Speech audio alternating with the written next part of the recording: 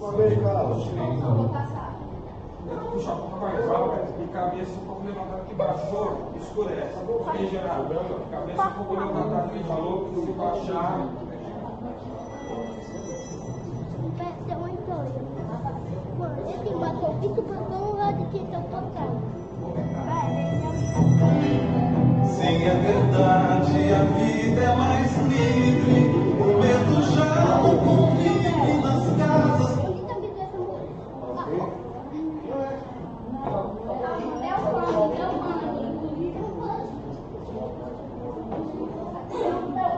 Viu aí?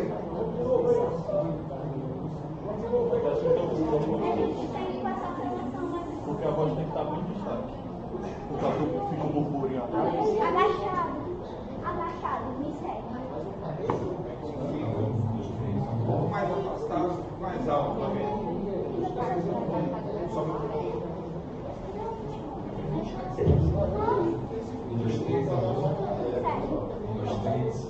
Eu estou checando na própria transmissão. tu tá vendo? Tá?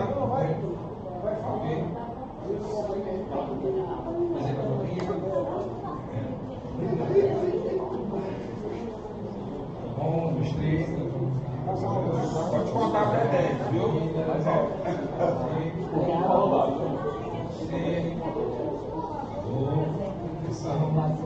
Teste. Isso, esse daí tá bom. Teste. 1, 2, 3, teste. Aí. Tá bom? Eu vou ver se eu chamo gente lá na parceira, viu? Vamos começar, vamos ver, Roberto. Começar? Vamos começar. Eu vou ver se chama o público. Aí. Depois do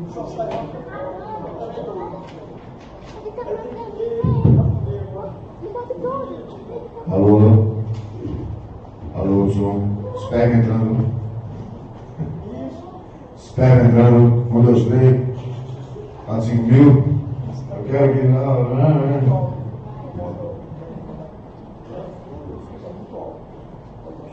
Deu certo? E aí, começa? Normal. Atenção, senhoras e senhores. esse volume é o ideal. Atenção, senhoras e senhores, povo brasileiro.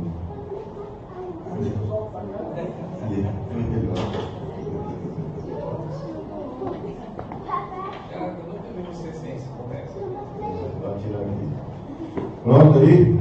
Viu? E aí, começa?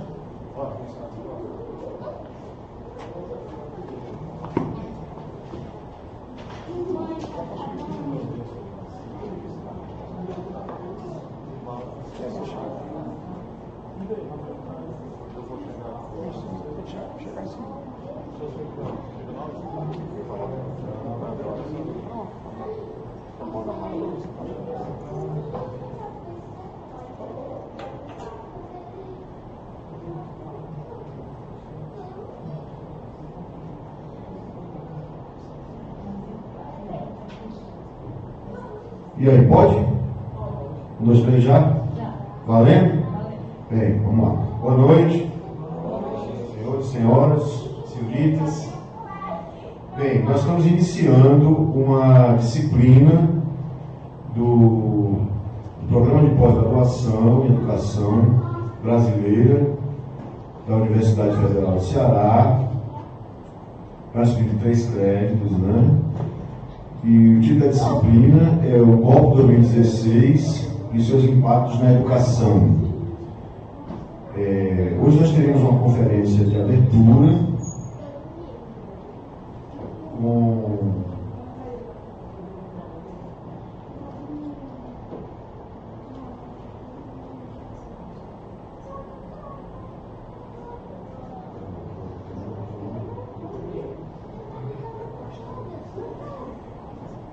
com o professor Altemar da Costa Muniz. Né? O professor Altemar é doutor em História Social pela Universidade Federal do Rio de Janeiro, na UFRJ. Ele é mestre em Sociologia pela Universidade Federal do Ceará. Ele tem especialização em Teoria e Pesquisa em História pela Universidade Estadual do Ceará e graduação em Licenciatura em História pela Universidade Federal do Ceará.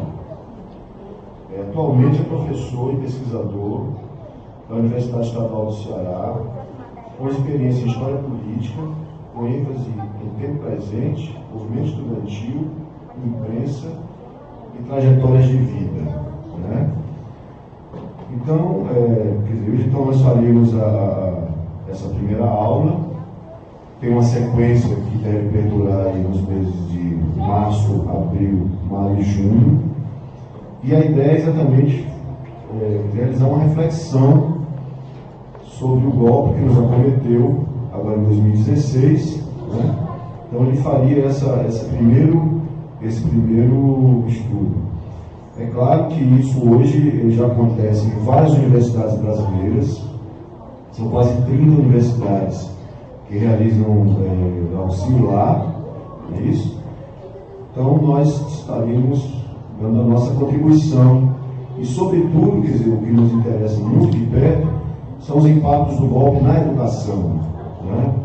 Nós vimos que a educação foi extremamente digamos, prejudicada, extremamente, digamos, controlada também. Uma série de coisas aconteceu de 2016 para cá, questões como escola sem partido, né, as ocupações que ocorreram, a resistência também, né? Então hoje nós teremos essa primeira reflexão, certo? Então imediatamente passarei a palavra, se Roberto quer dar alguma palavra, então pronto. Então passarei imediatamente ao professor Altemar, né? Que dispõe aí de se você achar necessário, a gente abrir a reflexão na sequência do debate, tá? Obrigado. Eu preciso ficar em pé que eu me movimento um pouco enquanto falo e fico melhor para poder entrar em contato com vocês. Primeiro, eu queria agradecer muito o convite. O Roberto entrou em contato comigo, né, com o Gerardo. Gerardo é meu colega desde o movimento secundarista, em 1984, né, eu já estou entregando a idade dele. Roberto foi meu aluno lá em Quixadá, mas eu sou mais novo que ele, faço questão de dizer isso daí, né? Foi um excelente aluno e a gente fica muito feliz em hoje ter ex-alunos, colegas de trabalho, que eu acho que a gente se realiza quando isso acontece, né? Onde você tem o teu aluno hoje se tornando teu colega de trabalho e sendo mais eficiente, mais produtivo e mais inteligente que você, né? É o caso do Roberto. Bom, a gente vai tentar aqui trazer para vocês uma discussão que, pelo que o Roberto me falou, vai ser mais ou menos um início para uma discussão que vai ser feita sobre o golpe de 2016. Ok. A nossa preocupação era de trazer uma temática que fosse mais interessante no sentido de ser não só escutada, mas vista. E aí, nesse sentido, eu pensei que poderíamos trazer uma discussão na perspectiva historiográfica sobre as várias vertentes sobre a questão do golpe, tá? Mas eu percebi que isso seria uma discussão muito acadêmica, ou nós poderíamos ficar numa discussão mais conceitual, que seria mais complicada ainda. Então, eu resolvi trazer aqui para vocês uma discussão sobre as narrativas que estão em torno do golpe de 64, que de uma certa forma foram os motivos que deram, digamos assim, um start a uma mobilização a partir das manifestações de 2013, no sentido de se mudar uma articulação política até então vitoriosa, onde a direita desse país percebeu que não teria como ganhar na estrutura eleitoral, e aí resolveu usar de alguns elementos de umas reinterpretações de 64, se contrapondo muitas vezes a movimentos que vinham no sentido de desqualificar essa experiência de 64. Há uma discussão que setores da direita fizeram há um tempo atrás, de que os militares tinham ganhado o golpe político em 64. Mas a esquerda tinha ganhado o chamado a Batalha da Memória, a Batalha da Narrativa. Porque a partir do momento que em 79, principalmente, você tem uma necessidade dos setores dominantes que apoiaram o golpe, que patrocinaram o golpe, de tomar as rédeas da economia e do Estado, eles então passaram a apoiar as lutas pelo restabelecimento democrático e começaram também a desqualificar essa mesma ditadura que eles colocaram no poder. Para quem quiser ver um pouco dessa discussão, recentemente a Universidade Federal da Bahia publicou um livro de 500 páginas sobre as ditaduras.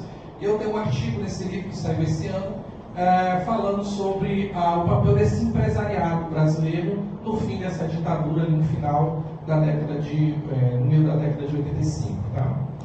Mas o que eu quero trazer para vocês é justamente essa discussão sobre os significados de 64 para as discussões que foram amadurecidas com o golpe a partir de 2016. E aí eu quero trazer para vocês uma reflexão sobre em que momento nós estamos despertando fantasmas, estamos resgatando situações políticas e históricas que, de uma certa forma, não foram digeridas por essa classe dominante. Nós sabemos que a classe dominante, ela cede, mas na primeira oportunidade histórica ela quer pegar aquilo que ela teve que perder por uma conjuntura política desfavorável. E a gente gostaria de começar falando sobre a decretação da CLT. Eu poderia usar como referência a própria Revolução de 30 e a subida de Getúlio Vargas no poder, acabando com toda aquela estrutura de revezamento de presidentes ligados à cafeicultura. Porém, eu acho que o marco que vai principalmente ter um elemento de maior descontentamento dos setores dominantes, principalmente paulista, com o Getúlio Vargas, é a CLT, que é decretada no dia 1º de maio de 1943. Tá? Esse é o momento da assinatura. Essa CLT foi anunciada em pleno estágio no dia 1º de maio, que era uma tradição no Estado Novo. Você, todo dia 1º de maio, falava alguma coisa para beneficiar a classe trabalhadora. E aqui você tem uma fala do ministro do Trabalho de Getúlio, de 41 a 45, o senhor Alexandre Marcondes Filho, dizendo qual era a finalidade da CLT, principalmente da carteira de trabalho, porque essa era a principal representação da CLT, que seria a carteira de trabalho. Ela trazia uma série de garantias, porém ela tinha uma característica de controle social. E aqui a fala do Alexandre deixa muito claro: a carteira, pelos lançamentos que recebe, configura a história de uma vida. Quem a examinar logo verá se é portador, se é um temperamento aquietado ou versátil, se é uma profissão escolhida ou ainda não encontrou a própria vocação, se andou de fábrica em fábrica como uma abelha, ou permaneceu no mesmo estabelecimento, subir na escada profissional. Pode ser um padrão de honra, pode ser uma advertência. Então, o discurso do ministro deixava claro que a carteira de trabalho era uma forma de controle da classe operária. Normalmente essa era a característica dos sistemas totalitários da época, né? Você concedia, mas ao mesmo tempo você controlava esses sindicatos. Então, nesse momento em que você institui uma série de questões obrigatórias para os empresários, isso foi muito mal visto pelos empresários.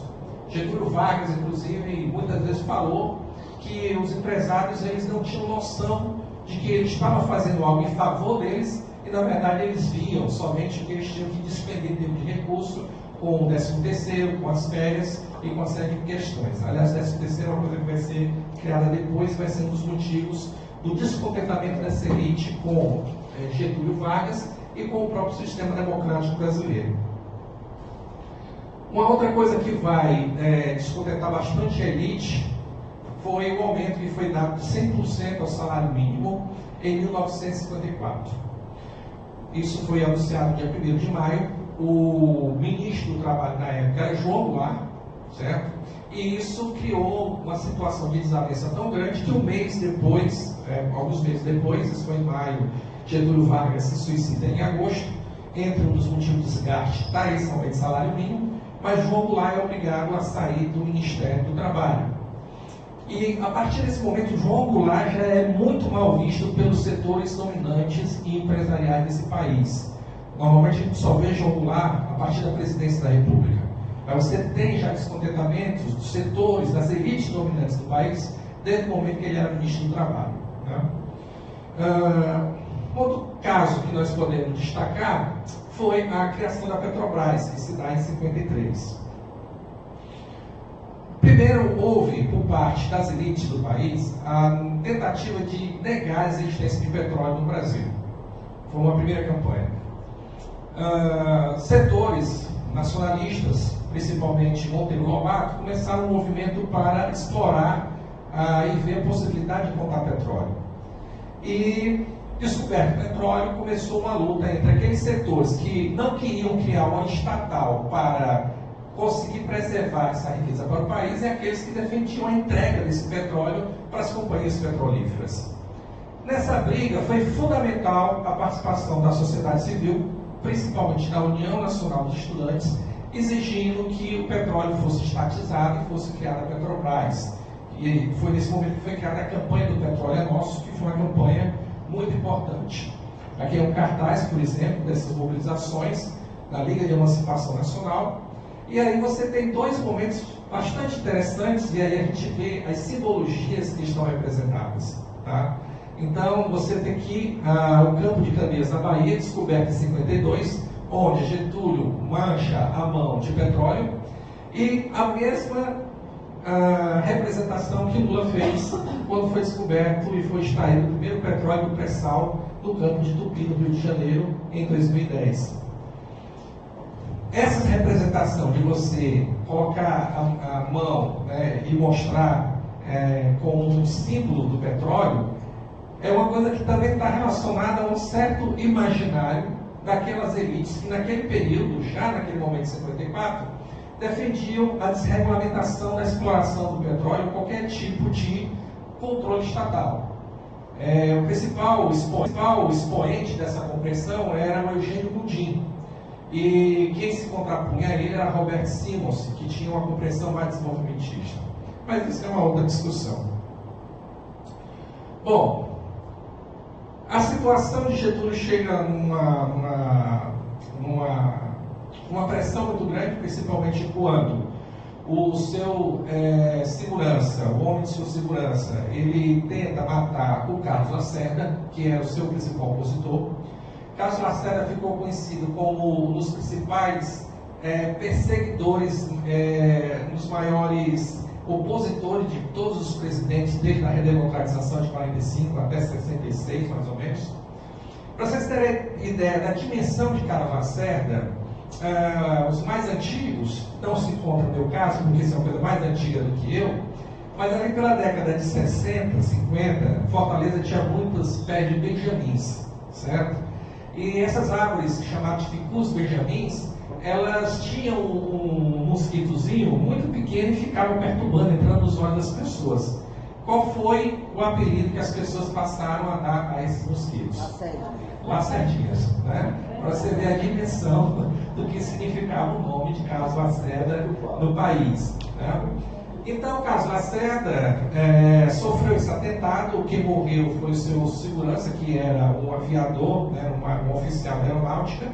E isso criou um problema sério. Foi quando o Getúlio recebeu a intimação para sair da presidência e se matou. Ele disse que só sairia do cadete Campbell e foi isso que fez. A morte de Getúlio causou uma grande convulsão no país. Tá? Nós temos aqui a capa do jornal Última Hora, né, colocando a morte de Getúlio, colocando a sua carta testamento, e isso provocou uma reação muito grande contra aqueles setores que falavam mal de Getúlio. Então, os jornais que falaram mal foram invadidos, foram depredados, assim como uma série de companhias estrangeiras e casas comerciais estrangeiras. E alguns setores falam que o suicídio de Getúlio postergou o golpe por mais de 10 anos. É uma tese que boa parte dos historiadores não concordam, porque mesmo depois do golpe, esse pessoal fugiu, tá? Para não ser preso, mas logo depois eles retomam e começam uma tentativa de articulação de evitar a posse de Juscelino Kubitschek, e a gente vai ver mais à frente. O que é que eu estou querendo mostrar com tudo isso para vocês? Que o que nós estamos vendo hoje está diretamente relacionado com esses fatos que nós estamos falando aí. e daqui a pouco a gente vai explicar por quê. Bom, eles pensavam o seguinte: Getúlio morto, estamos livres do getulismo. Só que eles não contavam que no ano seguinte se elegia um getulista, que era Juscelino Kubitschek. E logo quando houve a eleição de Juscelino, houve um grande movimento de setores dominantes que não queriam que Juscelino Kubitschek assumisse. Carlos Lacerda tinha uma fala muito peremptória com relação a isso. Tá?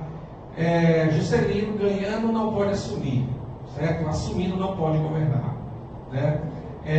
Governando tem que ser derrubado.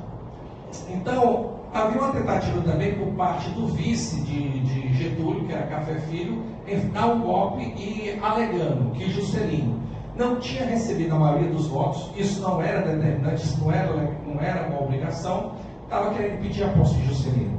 Foi aí que o general Henrique Teixeira Lott, esse homem que está aqui ao lado de Juscelino, foi responsável por um contragolpe que tirou Café Filho do poder, colocou na época o presidente do Supremo Tribunal Federal na época, que era não sei o que, Linhares, estou me lembrando do primeiro nome, e então foi que foi garantido a posse de Juscelino Kubitschek. Então Juscelino já entra numa situação muito complicada, muito cheia de problemas, certo?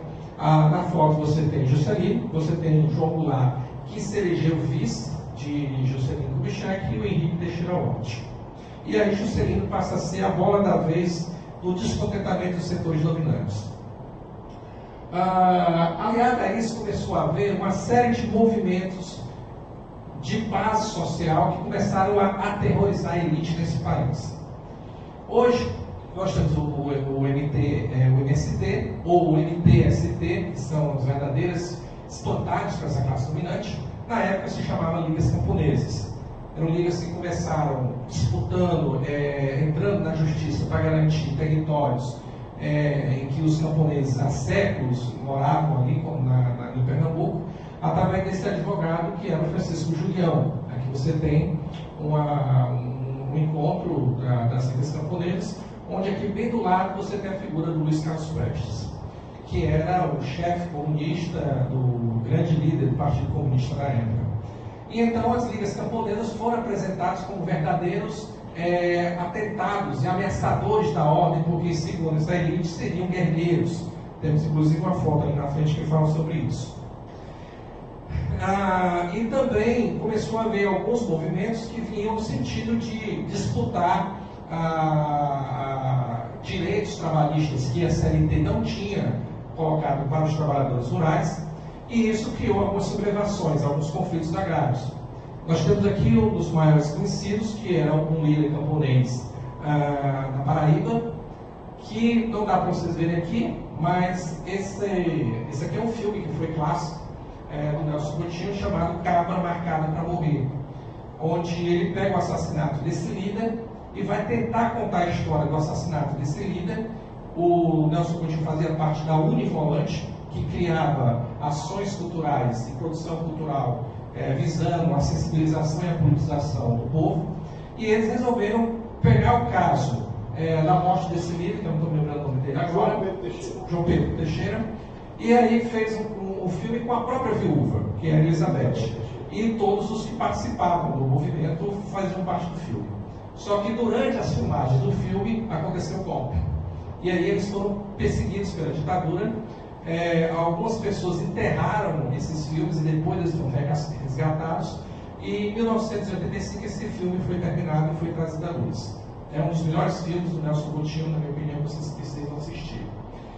E mostrar um pouco dessas batalhas de simbologias que, de uma certa forma, os governos do PT, de uma certa forma, queriam demarcar a quem eles representavam, o que eles queriam. Você tem aqui uma cerimônia que a presidenta Dilma está do lado da mesma Elizabeth, dessa vez homenageando a Elizabeth.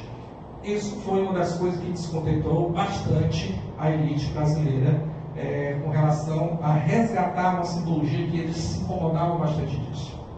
Nós podemos dizer, bom, mas Fernando Henrique também incomodou. Mas Fernando Henrique, ele não significava uma ameaça em termos de recursos econômicos. Porque uma coisa que eu acho que vocês vão ter que debater um pouco aqui na discussão sobre essa questão do golpe, é que o golpe foi político. Porém, o elemento base para que ele chegasse ao golpe político foram as questões econômicas, principalmente sobre quem tem acesso ao tesouro do Estado, ao recurso do Estado. Porque os governos do PT, eles garantiram bons lucros para os empresários e bons lucros para os banqueiros. O problema é que para você acessar esses bens, você tinha que ir para o consumo. Você tinha que financiar coisas que não era prática, principalmente nos bancos financiários. Não sei vocês, mas eu, por exemplo, tenho um apartamento financiado pelo Bradesco. Certo? Sabe quando é que o Bradesco financiava apartamento? Nunca. Passou a financiar justamente nesses 12 anos, por conta da estabilidade econômica e por conta da necessidade de compensar uma perda que eles passaram a ter, principalmente na queda das taxas de juros. Né? Mas isso é uma outra discussão. De qualquer forma, casos como esse, da homenagem da Elizabeth, vai fazer com que haja uma reação daqueles setores que passam a defender um certo retorno à ditadura como um elemento viável para resolver os problemas que então o país estava passando. Embora a burguesia não queira ditadura militar, e na minha opinião até hoje ela não quer. Não porque ela seja democrática, porque nós percebemos com o golpe que essa burguesia ela não é democrática. Porém, ela aprendeu com 64 que uma coisa é botar esses caras no poder, outra coisa é tirar. Nesse artigo que eu falei para vocês, da editora da Universidade Federal da Bahia, eu mostro uma entrevista com o Luiz Eulário Bueno Vidigal, que era presidente da Fiesp, quando ocorreu o fim da ditadura, em 1985. E aí a repórter perguntou ao Luiz Eulário: esse governo que está saindo é o mesmo que vocês apoiaram em 64? Ele disse: sim, é o mesmo governo. Só que nós não esperávamos que tivesse demorado tanto tempo. Né? Então é por isso que para essa burguesia hoje, algumas pessoas dizem: não, a gente está em vias de uma ditadura. Ainda não vejo como. Porque não é interessante para essa burguesia fazer isso. Pode ser no futuro? Pode. Mas por enquanto não é algo que ainda interessa para ela hoje, na minha opinião. Bom, nós vimos o medo a partir dos movimentos sociais, os movimentos camponeses, a questão da CLT e outro grande fantasma da elite, a União Nacional de Estudantes. Acredite, a UNE já foi uma coisa que me deu muito medo na elite desse país. Acredite nisso. Né? Para você ter ideia da importância da UNE e o que era ser presidente da UNE, eu peguei essa charge da revista Cruzeiro de 1962, em que essa figuraça aí era o presidente da União Soviética na época, chamado Nikita Khrushchev. E o Nikita Khrushchev, então, está ligando para o Brasil e disse que queria falar com o presidente. Aí mandaram para o presidente da República. Aí o que é que ele fala? Presidente da República não, eu quero falar com o presidente da UNE. Né? Então, o que uma revista conservadora como a Cruzeiro, que era do Assis Chateaubriand, dos Jaras Associados, queria demonstrar com isso, é que quem mandava nesse país não era o presidente, era a UNE. Porque a UNE, de fato, fazia mobilizações que muitas vezes parava, às vezes, a capital federal. Na biografia de Juscelino tem um caso bastante interessante, que a UNE resolveu fazer uma greve contra o aumento das barcas. Na época não havia ponte em Niterói, a única forma que você tinha de ir do Rio de Janeiro em Niterói e vice-versa era pelas barcas. E aí o governo federal aumentou o preço das barcas, e aí os estudantes fizeram uma mobilização, houve quebra-quebra de barcas, e aí o Juscelino chamou o presidente da UNE para falar com ele. E lá no Catete, ainda era o Rio de Janeiro a capital. E então, quando o presidente da UNE chegou, ele saiu da cadeira presidencial dele e colocou o presidente da UNE no lugar dele, né, e sentou do lado do presidente da UNE. E aí o Juscelino falou: olha, vocês estão fazendo greve, vocês têm todo o direito de fazer isso, mas sabe de uma coisa, vocês, ao fazer essa greve, vocês vão ser responsáveis pela minha queda. Então decidam o que vocês querem. E a partir disso o presidente da UNE saiu, falaram e a greve foi suspensa. Né? E tem várias outras histórias. Né? Juscelino era uma figuraça. Uma deles é que ele foi falar na UNE, na sede da UNE, que era vizinha ao Palácio do Catete, e foi recebido com vaia pelos estudantes. Né? E aí ele deixou o pessoal parar de vaiar e disse: feliz é o país em que os estudantes podem vaiar seu presidente. E depois ele foi aplaudido, né, pelos estudantes que estavam lá na época. A UNE tinha naquele momento o CPC, o Centro Popular de Cultura. Isso aqui, o Centro Popular de Cultura, o Povo Canta, foi um LP que eles fizeram na época, com várias músicas que tinham um caráter de conscientização política. Tá? Aqui do lado você tem a visita de Fidel Castro, quando veio junto com o Che, que recebeu a Ordem do Cruzeiro do Sul. Mas vocês sabem, Che Guevara é cidadão brasileiro. Ele recebeu a maior comenda do Estado brasileiro, que foi a Ordem do Cruzeiro do Sul, dado por Jânio Quadros. Foi um dos motivos, inclusive, da renúncia dele depois que os militares não aceitaram isso. E aí, o Fidel, que veio junto com o Che, aproveitou e foi visitar a sede da UNE. E aqui, uma reunião, uma entrevista que o presidente da UNE na época, que é o Aldo Arantes, junto com o Vianinha, estava falando sobre a UNE Volante, que era um movimento que passava em todas as capitais fazendo trabalho de teatro, de cultura, vendendo uma espécie de politização que eles achavam importante. E isso fazia com que a elite ficasse com bastante histeria e dissesse que a UNE era coisa de comunista e era um instrumento de tentar fazer com que o comunismo dominasse o país. Uma outra fala que era muito comum do discurso da época, não é uma réplica, é apenas uma repetição do presente com relação ao passado. A República Comunista. E o que é que eles chamavam de República Comunista? Era o fato que você tinha Luiz Carlos Prestes, que embora na ilegalidade, o Partido Comunista aparecia de uma forma tranquila, certo? E era tolerado pelo governo de Juscelino Kubitschek. O fato que você tinha em Pernambuco um governador que se chamava Miguel Arraes, que está do lado de Prestes, que fazia coisas como, por exemplo, alfabetizar o povo por um método revolucionário a partir de um cara chamado Paulo Freire, que era considerado algo absurdo para a época. Você tinha um governador no Rio Grande do Sul, chamado Leonel Brizola, que chamou para si a reação contra a queda de João Goulart, que foi a cadeia da legalidade, para garantir a posse de João Goulart, e era um cara radical. Ele chegou a desapropriar minas no Rio Grande do Sul para poder ser estatizadas, e isso era visto muito mal, principalmente pelo governo americano. E principalmente o CGT, que era o Comando Geral do Trabalho, que era visto também como uma entidade comunista, né, ligado ao Sindicato dos Trabalhadores Urbanos. Bom, tudo isso fez com que houvesse uma reação. E aí nós podemos ver aqui alguns jornais que demonstram um pouco dessa reação. Eu gosto muito, gente, dessa amostra aqui do jornal Globo de 1963, onde ele diz que é desastroso para o país o 13º mês de salário. Né? Então, o Globo, né, que foi uma criação do governo em 63, considerou isso um absurdo. Tá? Outra manchete interessante é o Tribuna da Imprensa, que era o jornal do Carlos Lacerda, em que você via como ele tratava o presidente João Goulart. Né? Jango candidato, desafio ao povo carioca. Somos um povo honrado governado por ladrões.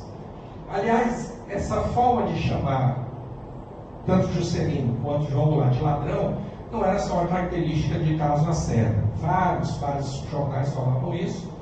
E o que me espantava também é que tinha um comunista aqui no Ceará, chamado Jader de Carvalho, todos vocês conhecem, onde Jader de Carvalho era um comunista, mas era um comunista simpático ao DN. E você via várias vezes ele chamar o Jânio Quadros, o Juscelino Kubitschek e o João Goulart de ladrão, tá? Mostrando um pouco dessa radicalidade. E aqui um jornal, não estou lembrando o nome do jornal, em que ele chama as ligas camponesas de guerrilheiros. Guerrilheiros das ligas camponesas ocupam novos engenhos em Pernambuco. Né? Então, um movimento que era legal, um movimento que fazia a sua luta a partir da ação na justiça, que tinha como lema reforma agrária na marra ou na lei, mas quase sempre era só na lei, mas eles diziam que esse movimento é um movimento guerrilheiro. Qualquer semelhança com o presente não é mera coincidência. Né? E sim, aqui você tem uma das marchas, várias marchas que começaram a acontecer no país, que era a Família com Deus pela Liberdade. A faixa dizia: Deus é a verdade, democracia, liberdade, campanha da mulher pela democracia. O interessante é que, naquela época, se ia para a rua pedir democracia, derrubando o governo eleito e implantando uma ditadura. E eles chamavam isso de democracia. Então, isso não é nada diferente com o que nós vemos hoje por alguns que defendem a intervenção militar, dizendo que isso é uma ação democrática. Tá? Interessante que alguma dessas falas loucas, né, que eu já vi, dizia o seguinte: intervenção militar por 60 dias e depois devolver o poder. O problema é esse: quando o pessoal assume, está com o poder na mão, não vai entregar. Carlos Lacerda, por exemplo, acreditava nisso, que quando os militares assumissem o poder, iam fazer uma limpa e iam garantir que houvesse eleição no ano seguinte, que seria 65. Só que quem votou em 1960, votou pela última vez. Porque uma geração inteira ficou sem eleger presidente até 1989.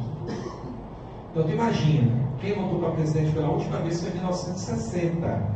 Se ficou vivo, só votou novamente em 89. Né? Então, você tem uma ideia da fratura em um processo democrático, como isso significa. Né? Aí você tem já o golpe, né? Aí você tem o jornal no pré-golpe, onde você teve essa foto mostrando o comício pelas reformas de base, que era uma tentativa que o João Goulart tinha de tentar tirar o governo dele do isolamento e ter o apoio popular dos setores ligados ao movimento operário, ao movimento popular. E aí o Jornal do Brasil fala que o presidente decretava a desapropriação de terra, encampava refinarias e pedia a nova Constituição. Itamar, essas terras foram as margens dos trilhos? De estradas e ferrovias. Né? Não era uma reforma radical. Mas o acirramento político, propositadamente construído naquele momento, aproveitava qualquer coisa que você pudesse fazer para criar uma situação de instabilidade, como nós vimos recentemente. Tá? Bom, qual foi a gota d'água que acabou de encher o pote para os setores militares tomarem poder? Foi uma reunião que houve com marinheiros em um clube no Rio de Janeiro, onde eles se sublevaram, onde eles resolveram naquele momento não obedecer mais aos seus superiores. Os oficiais mandaram soldados para reprimir o movimento, os soldados que foram enviados para reprimir derrubaram suas armas e se juntaram aos manifestantes, e aí criou uma situação que a alta oficialidade estava numa situação absurda, a quebra da hierarquia foi feita. E aí então João Goulart mandou prender os manifestantes, porém ele depois anistiou. E isso não foi aceito, principalmente pelo ministro da Marinha dele. Tá? Nessa foto você tem, falando da revolta de 1910, quem está do lado é João Cândido, que foi o líder da revolta da Chibata em 1910, e do lado dele o líder dos marinheiros na época, que era o Cabo Anselmo.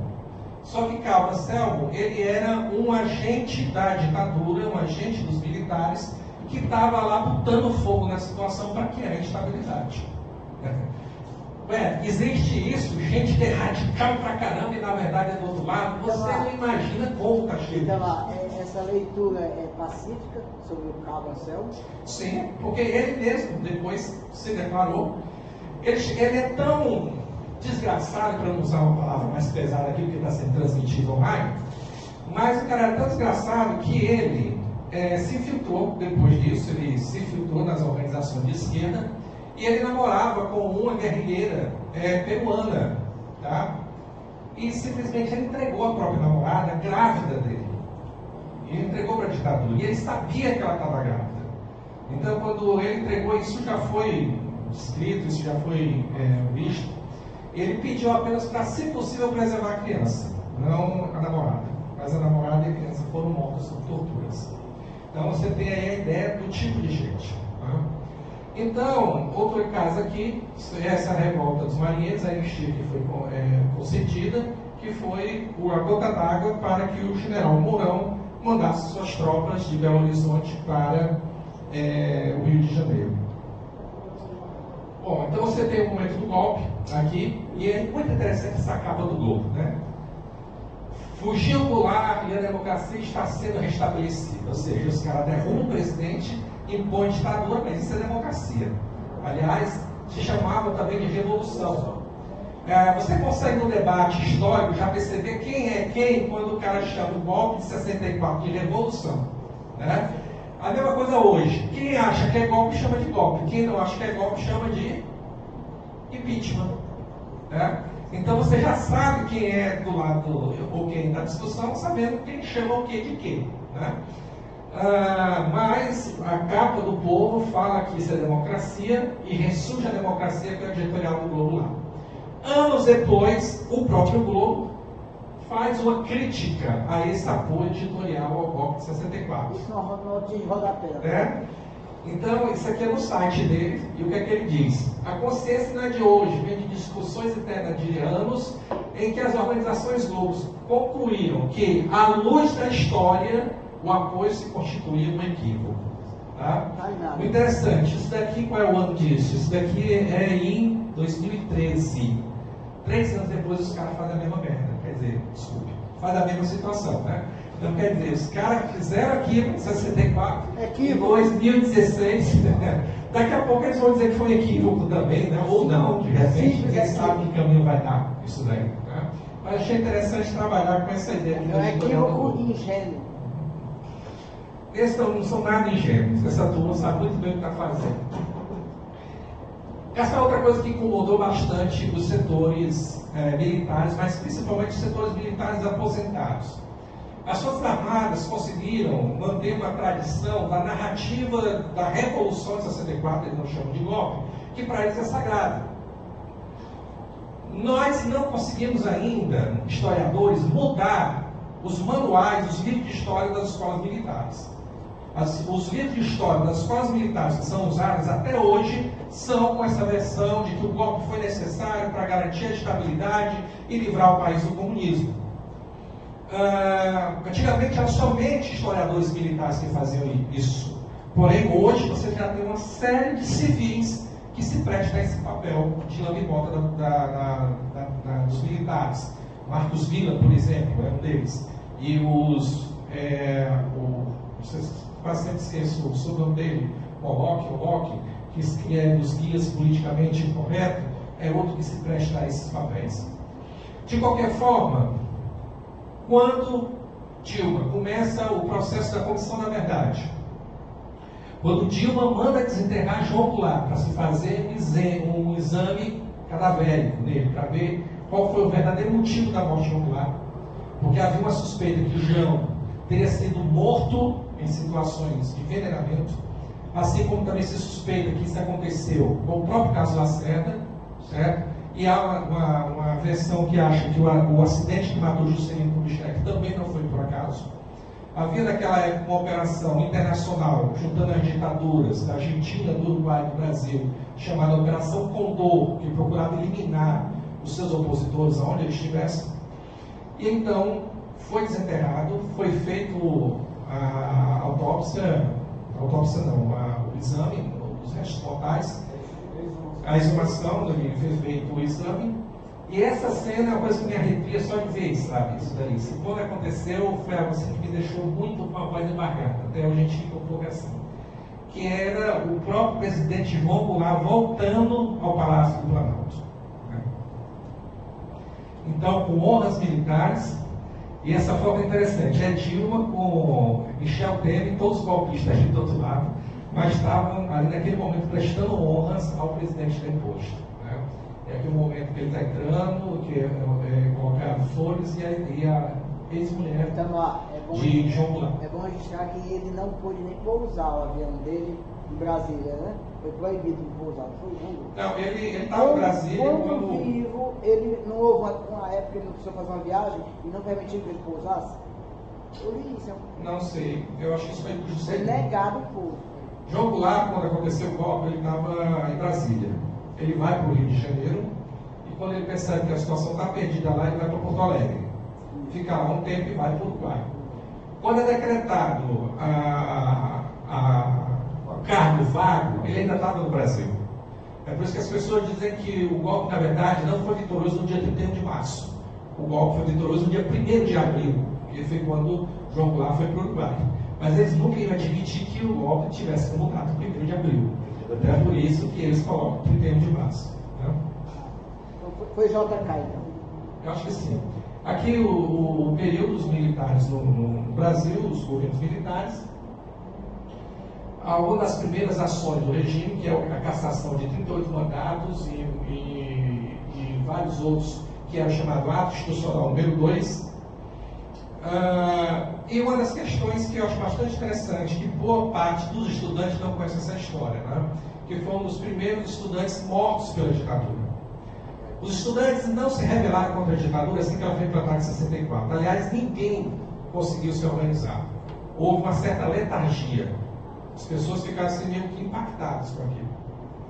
Porém, 4 anos depois, em 1968, por conta de uma onda que apareceu no mundo todo e hoje está fazendo 60 anos, né? 50 anos, de 68, os estudantes resolveram ir para a rua, principalmente por uma questão mais objetiva. Não era coisa tão mais complexa como era os parisienses que pediam o sonho no poder, a fantasia no poder. Eles aqui queriam basicamente a preservação de uma universidade pública e gratuita, porque os acordos com a USAID, que era uma entidade americana, vinham no sentido de implantar um sistema remunerado para as mensalidades da universidade. E aí, um dos movimentos também que aconteceu foi no restaurante Calabouço, que era um restaurante que subsidiava comida para os estudantes, e os estudantes estavam fazendo uma manifestação exigindo melhores condições, e um estudante foi morto. Ele tinha 15 anos, era um rapaz do Pará, chamado Edson Luiz. Então, no dia 28 de março de 68, essa era a foto que estampava o Jornal do Brasil. Os colegas de Edson Luiz pegaram o corpo dele, levaram para a Assembleia Legislativa do Rio de Janeiro e enterraram com um movimento enorme. E logo depois houve a passeata do CEMIL. E a ditadura sentiu o baque ali, e naquele momento as entidades estudantis passaram a ser os principais focos de combate da ditadura. Tanto é que o ato institucional número 5 mandava fechar todos os grêmios e os diretórios acadêmicos. E essa foto é muito interessante também, que mostra a simbologia, quando, no dia 28 de março de 2008, no mesmo dia da morte de Edson Luiz, o ministro Paulo Vanucci, que era o secretário de Direitos Especiais da Presidência da República, já ainda do governo Lula, inaugurou uma estátua no centro do Rio, em homenagem a Edson Luiz, com a presença da mãe. Então você tem o secretário, o presidente da UBS, que ele é secundarista, e a mãe do Edson Luiz. Todas essas representações significavam uma forma de dizer a que tradição, a que narrativa o governo, né, de Dilma e de Lula queria se colocar. E essas narrativas foram elementos que marcaram o ponto para se contrapor a esse discurso. Quando nós lembramos das manifestações, você percebe que as manifestações elas tinham uma lógica de cobertura. Normalmente é uma câmera alta para ver as pessoas, de uma certa forma, mas nunca se parava para entrevistar as pessoas ou suas lideranças. Porque o discurso dos caras era muito ruim e era contra o que essa própria imprensa queria. Porque eles não queriam intervenção militar, mas tinha gente defendendo isso. Né? Mas foi esse contraponto que foi utilizado para dar espaço a esses setores para desgastar o governo. Né? Aqui a foto da capa da Veja, onde aconteceu a prisão dos estudantes da UNE que estavam no sítio em Piúna, no ano de 68. Aqui você tem uma mostra de uma ação que foi feita por um grupo chamado MR8, que na época sequestrou o embaixador americano e exigiu a libertação de 15 presos políticos. E aqui você tem o Jornal do Brasil mostrando de fato a foto verdadeira. Aqui é a do filme do Bruno Barreto, chamado Que é esse Companheiro, que é inspirado no livro do Fernando Gabeira. E é interessante como essas narrativas, elas são interessantes, porque todos nós que fazíamos movimento estudantil, Gerardo lembra disso, tinha que ter lido O Que é esse Companheiro. A gente tinha que ler, porque com a distensão política, livros que eram proibidos, elas começaram a aparecer. Embora quase sempre a gente tinha problema com os pais aparecendo com livros que eram considerados subversivos. Mas a gente lia esse livro E a gente, ao ler esse livro, tinha ideia do que foi o sequestro do embaixador americano, porque nós que éramos muito mais jovens, não tínhamos vivido aquele período, ninguém sabia nada sobre a história do Brasil nos últimos 20 anos. Aliás, quando nós começamos a fazer o movimento estudantil, a principal forma de rebelião contra a ditadura era estudar a história do Brasil dos últimos 20 anos. E isso não tinha nos livros de história. A única forma que a gente tinha de ler isso era através de depoimentos de jornalistas e de livros que quase sempre eram passados de mão em mão, porque era meio que proibido ler esses livros. Né? Então, o interessante é que nessa época, você dizer que foi guerrilheiro era uma coisa que era mal vista. Porém, depois desse filme, que aconteceu, a produção desse filme em 80 e 94, né, 96, houve uma certa sacralização desses ex-guerrilheiros. Esses ex-guerrilheiros começaram a ter coragem de falar, coisa que até então eles não tinham. E hoje é o contrário. Hoje o pessoal já não está querendo tanto falar por conta da pressão dos coxinhas, né, principalmente. Isso aqui, gente, vocês que são novos, mas toda vez que a gente ia no cinema, antes de começar o filme, aparecia essa tag aqui da censura federal, dizendo que o filme tinha sido liberado pela censura federal. E a censura não só cuidava de cinema, como televisão, livros, peças de teatro, música, tudo passava pela censura. Tá? Aqui você tem um dos repressões aos estudantes e o cartaz dos desaparecidos políticos dentro da perspectiva da Comissão da Verdade. Um dos exemplos também que a gente leu naquele período foi esse livro do Marcelo Rubens Paiva, Feliz Ano Velho. Marcelo Rubens Paiva era filho do deputado Rubens Paiva, que desapareceu depois que foi sequestrado pela polícia, pelo exército, na sua casa, e simplesmente o corpo dele até hoje não foi descoberto. Tá? E o Marcelo Rubens Paiva contava essa história nesse livro aqui. Ali a foto dele com o pai, que era deputado e era jornalista. O Roger, antigo ultraje a rigor, ele entrou numa polêmica com o Rubens Paiva, Marcelo, e o Marcelo fez uma crítica ao Roger. Eu achei muito interessante a resposta do Roger, mostrando um pouco da narrativa dessa turma hoje que se encontra na direita. Né? O que é que o Roger fala? Marcelo Rubens, nem tem mais, seu bosta. Minha família não foi perseguida pela ditadura porque não estava fazendo merda. Tá? Então, lutar pela democracia, na opinião de um babaca desse, é fazer merda. Lutar para que os direitos individuais fossem garantidos era fazendo merda. E aí, então você tem uma ideia do tipo de discurso que essa turma constrói. Além de ser muito errado aqui a construção textual dele. E aí, gente, teve o momento da redemocratização, a luta pela anistia, as diretas já. A minha vida, ela pode ser colocada antes e depois das diretas já. Eu comecei a me politizar a partir da luta pelas diretas, onde a gente, com 17 anos, foi para a rua exigir o direito de eleger um presidente da República. E a eleição de Tancredo, que acaba com essa fase da ditadura e começa o processo da nova República. Né? Aqui os presidentes que foram eleitos na nova República.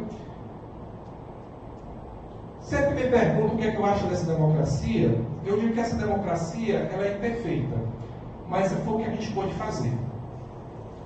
Mas eu garanto que para vocês que não viveram a ditadura, é muito melhor viver nessa democracia do que no tempo que a gente viveu na ditadura. Porque quando se fala ditadura, algumas pessoas pensam no presidente da República, no alto comando militar, mas na ditadura todo mundo se torna ditador. O teu professor se torna um ditador. O guarda da esquina é um ditador. Os teus pais viram ditadores. Então é uma situação que eu não quero para ninguém o que a gente viveu, principalmente nós que passamos a década de 70 como alunos de escolas. E vocês que estão na educação sabem muito bem o que eu estou falando. Né?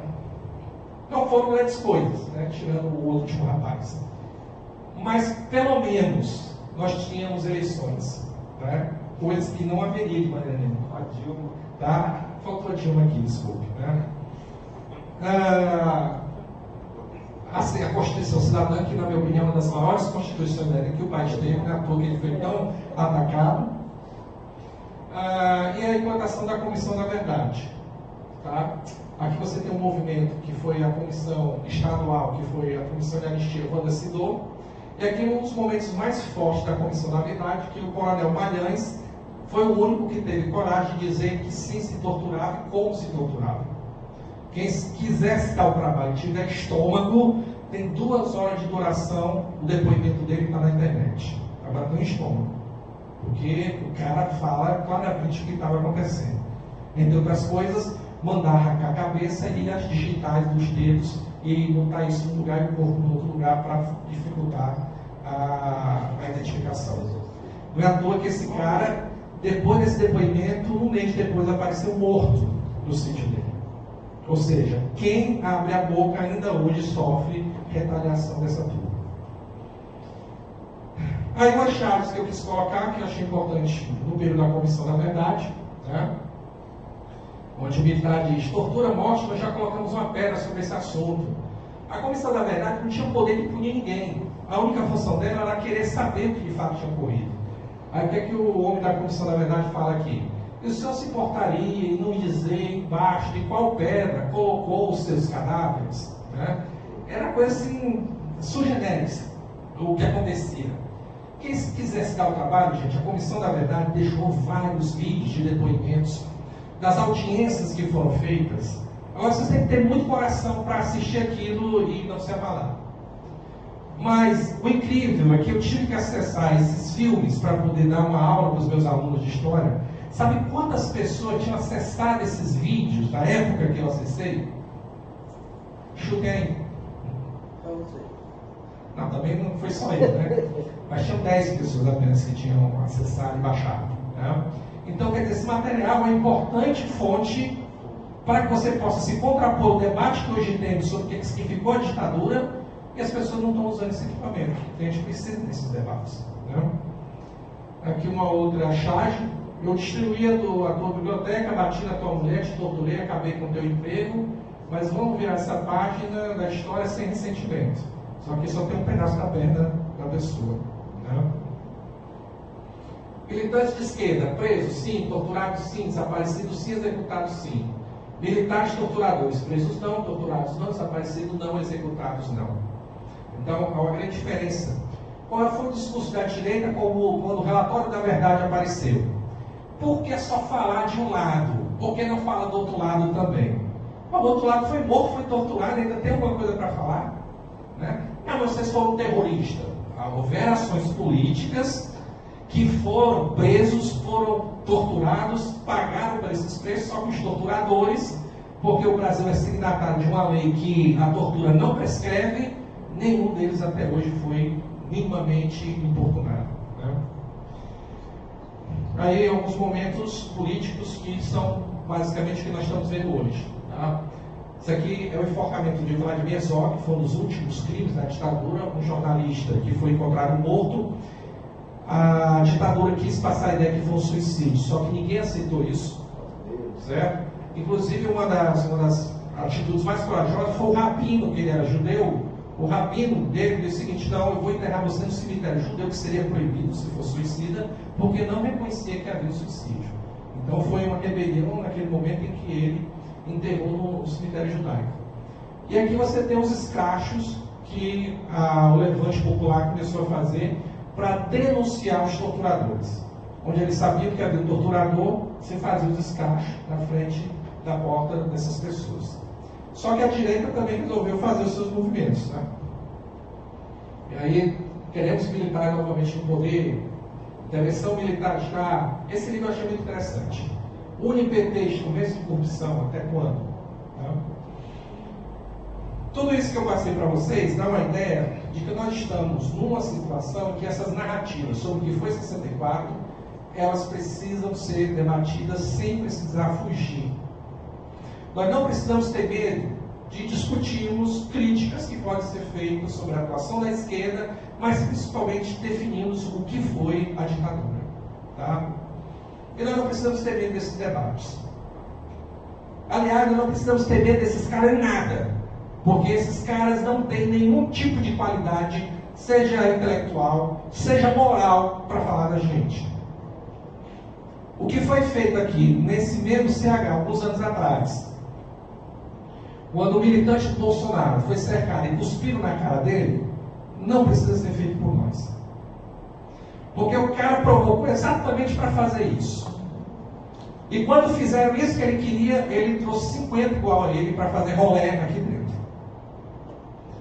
E quem foi que ganhou com isso? Eles. Porque apareceram como os perseguidos pela esquerda intolerante. Tá? E nós precisamos fazer isso com os caras. Porque quando nós fazemos isso, a gente está fazendo a mesma coisa que eles. É que nem aquele cara que é cego e vai disputar, e vai brigar com alguém que não é cego. E aí o que ele faz? Ele te leva para o escuro. Porque se ele te levar para o escuro, ele tem uma situação de equivalência contigo. Nós não precisamos ir para o escuro para esse cara. Nós não precisamos esbofetear esses caras. Vocês não precisam tirar esse pessoal do Facebook de vocês. Até porque nós precisamos saber o que o inimigo fala para se contrapor ao próprio inimigo. E se a gente só conversar com gente que pensa igual a gente, onde é que a gente vai conseguir melhorar e garantir uma valorização do nosso pensamento. Né? Eu queria encerrar colocando para vocês uma música que foi feita pelo Milton Nascimento em 1987, onde ele estava decepcionado com a Nova República, onde ele colocava a sua decepção na música, mas no mesmo momento que ele colocava a decepção na música, ele dizia: eu não posso me acomodar porque eu quero um país melhor. Eu acho que essa mensagem de 1987 é a mesma para nós hoje. Tem um trecho da música que diz o seguinte: eu pus a mão no futuro, e exatamente por isso eu não posso ficar desanimado. Eu acho que é isso. Nós colocamos a mão no futuro e nós mostramos em 12 anos como governar, distribuindo renda e tendo um projeto de nação. E a gente não pode ficar desanimado com os acontecimentos que nós estamos vendo. Vamos ver a música e o encerramento da participação.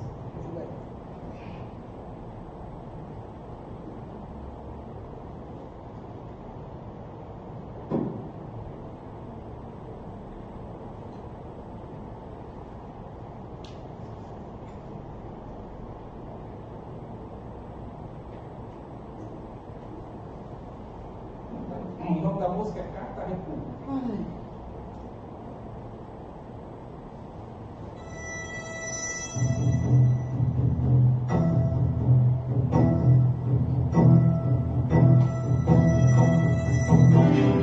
Sim, é verdade, a vida é mais livre. O medo já não convive nas casas, nos bares, nas ruas, um pouco daqui. E até dá pra pensar no futuro e ver nossos filhos crescendo, sorrindo. Mas eu não posso esconder a amargura ao ver que o sonho anda pra trás. E a mentira voltou, ou será mesmo que não nos deixará? A esperança que a gente carrega é um sorvete em pleno sol. O que fizeram da nossa fé? O que fizeram da nossa fé? Eu brinquei, apanhei, eu sofri, aprendi, eu cantei, eu tentei, eu chorei, eu sorri, eu saí pra sonhar meu paz. E foi tão bom, não estava sozinho. A praça era alegria sadia, o povo era senhor, e só uma voz, uma só canção. E foi por ter posto a mão no futuro, que no presente preciso ser tudo, e eu não posso me acomodar.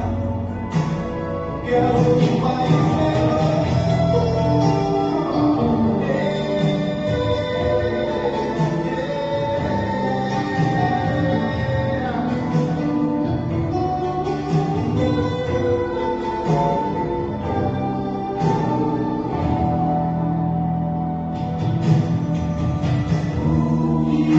Quiser da nossa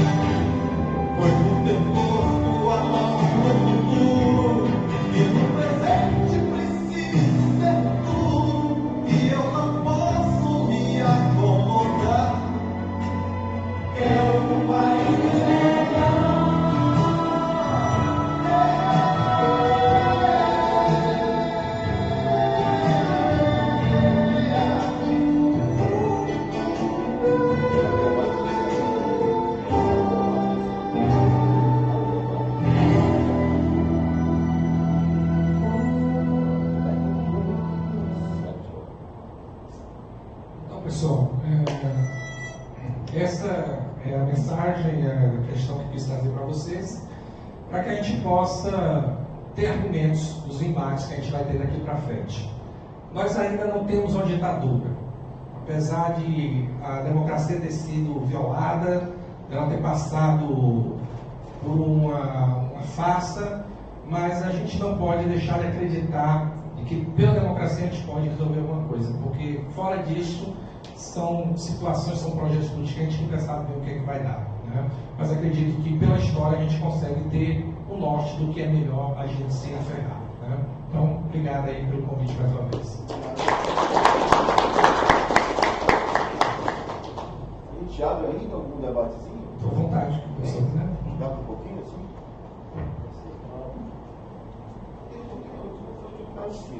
Vai na mesa já. Vou atiçar aqui. Não, eu vou ficar daqui mesmo. É. Pega aqui. Vai pra cá, né?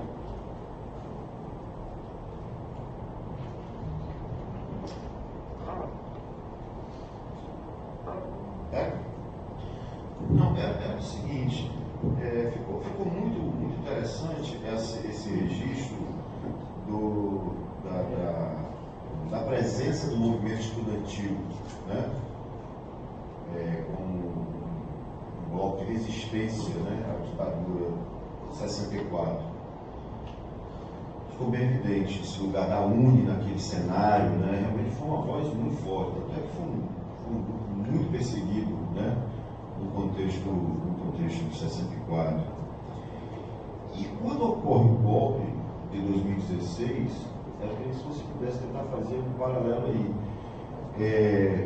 O movimento estudantil também, digamos, foi assim, uma das poucas vozes que naquele contexto também se levantou, né? E o exemplo, claro, disso foram as ocupações, né? Que ocorre em 2016, né? É claro que é uma outra juventude, é um outro contexto, né? Mas aí seria possível traçar algum paralelo entre a Juventude 68, da passeata dos 100 mil, né, onde ocorre a morte de Edson Luiz, né, e que desemboca todo aquele movimento que ao final do ano de 68 é coroada com mais 5. 3 de dezembro de 68, fazemos agora, completando 50 anos. E o que ocorre em 2016, né, que, inspirado no Chile, da revolta dos pinguins do Chile, dos estudantes do Chile, acaba de algum modo também influenciando o Brasil naquele contexto, né? Que era o contexto do passe livre, né?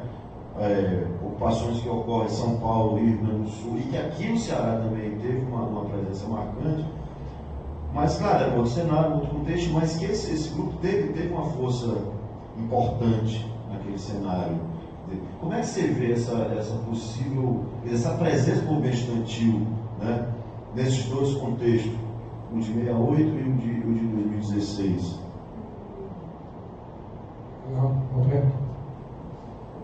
Vamos fazer logo um bloco aí?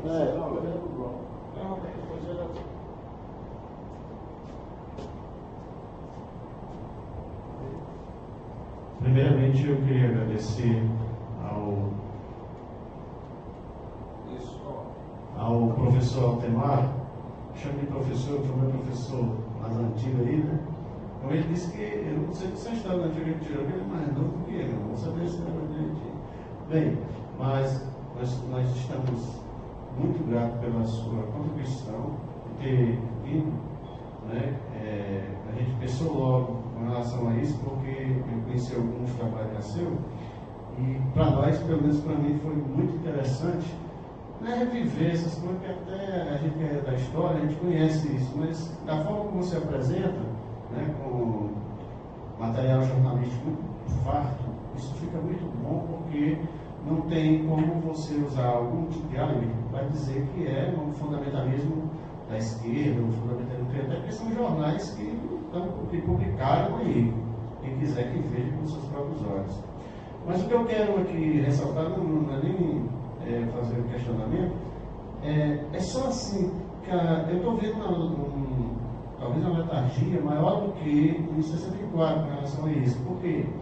Porque a forma dissimulada, porque as instituições estão fazendo, estão praticando o golpe, esse golpe de Estado, com a nova nomenclatura, com a nova leitura, né, da literatura hoje moderna, ele é muito mais especializado do que o golpe com objetos materiais que ocorreu, treinado pela ESG, né, que aconteceu em 64.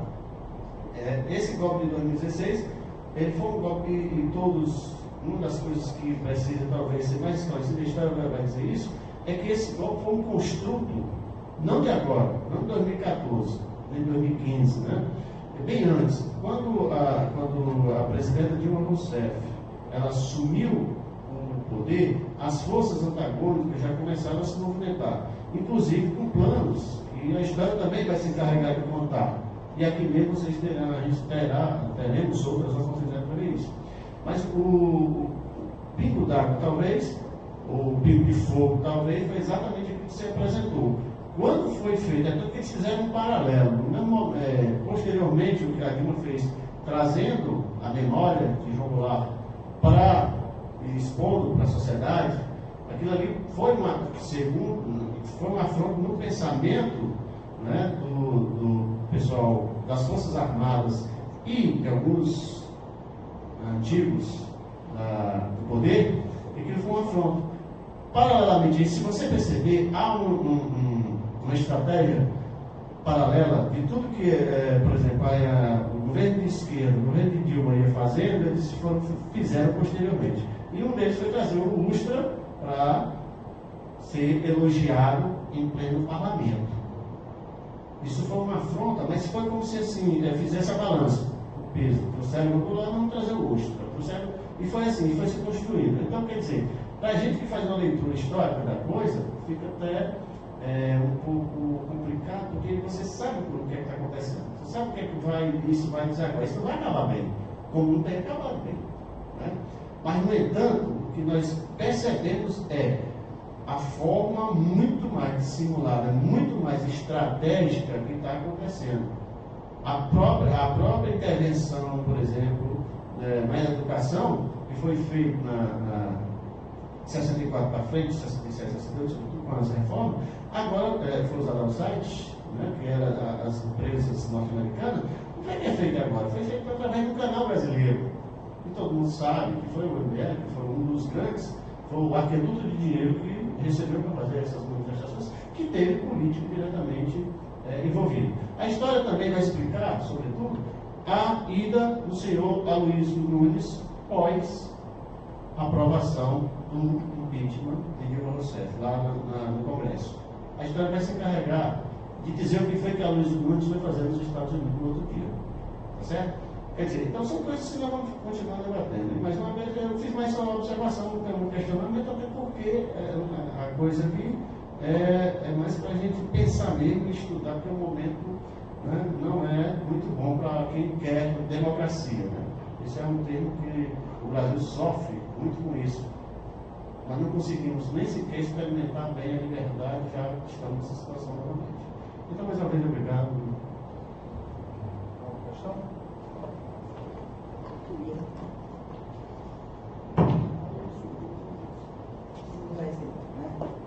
Não, eu só queria agradecer a oportunidade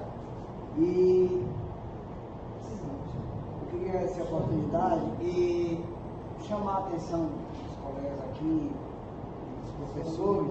Eu acho que nós não estamos dando a devida repercussão ao fato do judiciário se deixar instrumentalizar como quem batiza o golpe, quem abençoa o golpe, quem sacramentaliza o golpe. Né? Enquanto o nosso judiciário, ele se deixa, não é o nosso, acho que é o judiciário do sistema em si, ele se deixa instrumentalizar para essa finalidade. E eu ainda ouso dar uma de profeta, né? E dizer que simplesmente o Supremo vai invalidar todos esses processos contra o Lula, toda a condenação do Lula. Já atingiu o objetivo, que foi o não ser candidato, e está preso no período das eleições. Né? Tumultuar o processo eleitoral e desarmar a sociedade, que a sociedade está toda desorientada para isso. Então, cumprindo esse papel de atrapalhar a democracia, de acho que eu não atrapalhar ainda é pouco, porque foi vilipendiar, foi adulterar, né, as regras, que quebrou todas as regras democráticas, tirando um candidato que tem legitimidade para ser candidato, não permitindo que ele seja candidato, simplesmente o Supremo anula o processo, absolve e depois o objetivo é atingido e eles não querem sair por justos, por corretos e que respeitavam a ordem democrática, a nossa Constituição. Eu acho que a gente precisa dar mais ênfase a isso. O Judiciário está se prestando muito bem nos papéis de sacramentar toda essa violência contra a democracia. Eu não estou vendo isso ser tão...